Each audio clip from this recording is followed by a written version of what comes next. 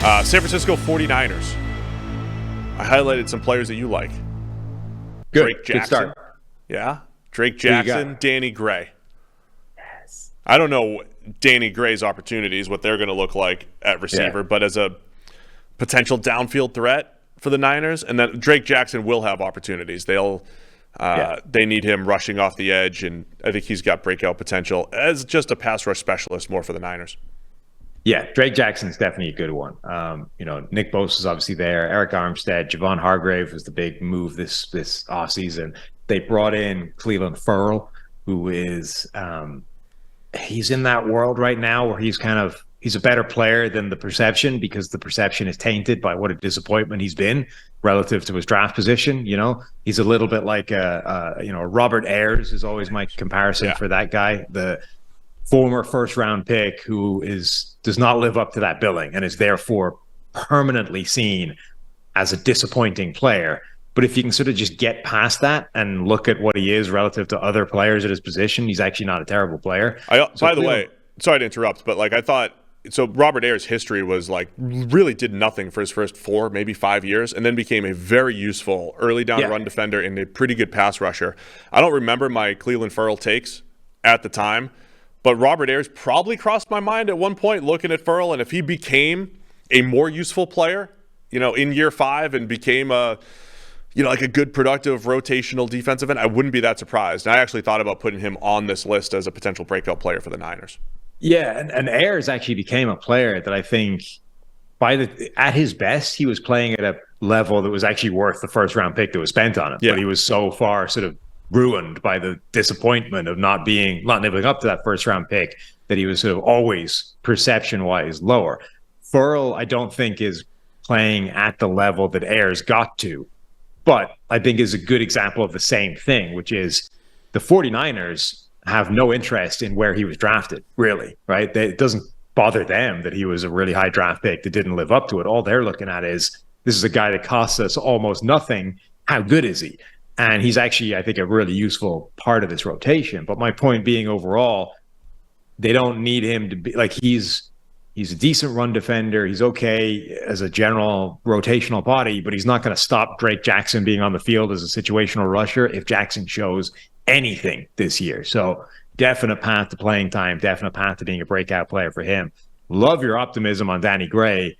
I struggle to see how it happens simply through playing time and opportunity, but love that dude coming out. Love this offense, love the combination, just don't see the pathway for it. Yeah, it would be some sort of injury. You have Brandon Ayuk, or a trade of a Brandon Ayuk or whatever it might be, the thing that we keep not foreshadowing, but thinking, hey, if teams are desperate around the league for wide receiver help, is Brandon Ayuk the next guy that's available with a T. Higgins? Right. But you have Brandon Ayuk, Deebo Samuel, Jawan Jennings ahead of Danny Gray, rookie Ronnie Bell, all competing for time. But I like Gray as a player and, somebody to highlight, because I don't see a ton of other options here for the Niners. Anyone else that you would highlight besides Oren Burks, of course? Of course. What about a Trey Lance breakout? Oh yeah, I guess you could have Trey Lance. Or Sam Darnold breakout. All right, let's do it. I want you on the record for the Sam Darnold breakout. I mean, look, if you were putting probabilities and likelihoods on things happening, if you were told that Sam Darnold finished the 2023 NFL season as a Pro Bowl player, what percentage would you put on that right now? That he's going to be a Pro Bowl player? Yeah. If I told you, put a percentage chance of these things happening over the next 6 months. 25? 1.5, I said, but I'll say 1%. Okay. 1%.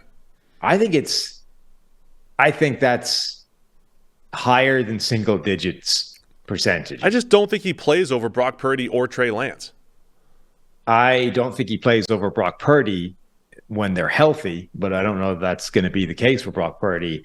I think he might play over Trey Lance. And by the way, the other thing is, so as impressive as Brock Purdy was in, a few games, what if he doesn't play well once he gets back? Let's say he's healthy, whether or not that's real healthy or healthy enough to be given the green light. He starts, he is given the first opportunity. And then whether or not it's lingering effects from the UCL or whether it's simply regression to, a guy that was actually the last pick of the draft. And let's say Brock Purdy plays like crap for the first, how long do you go with that if you're the 49ers and you're a team that like expects to be in the NFC Championship game? How long can you actually afford one of your three quarterbacks, doesn't even matter which one, playing like garbage to start the season? Didn't we already do a show on not doing this? We already highlighted, don't buy into the Sam Darnold hype. Oh, no. You see, there's a difference between buying into the hype and saying that there's absolutely the possibility that Kyle Shanahan can turn Sam Darnold into a Pro Bowler. Yeah, I mean, for Darnold's career progression, it was leave New York and the shackles of Adam Gase as your head coach and, offensive mastermind. And it's like, all right, well, Carolina unlocked him because, they were 3-0 with him at one point in 2021 and he was playing well and that all fell apart. And then last year it was like, hey, I bought in a little bit last year just because he physically looked a little bit better, Darnold. He physically looked like he threw. So, yeah, I mean, I could see Sam Darnold having success with the Niners because he went from lose Adam Gase to at least the Panthers don't have the best team, but they don't have Gase. And now he gets to have Kyle Shanahan. Yeah, I guess it's all possible. Darnold had more good games than bad games last year. We'll say that. The problem was the last game was an absolute train wreck against the Saints. So you're already buying it. Yeah, I'll do it. I don't need to sell you on this. You want to go there. I'm easily swayed.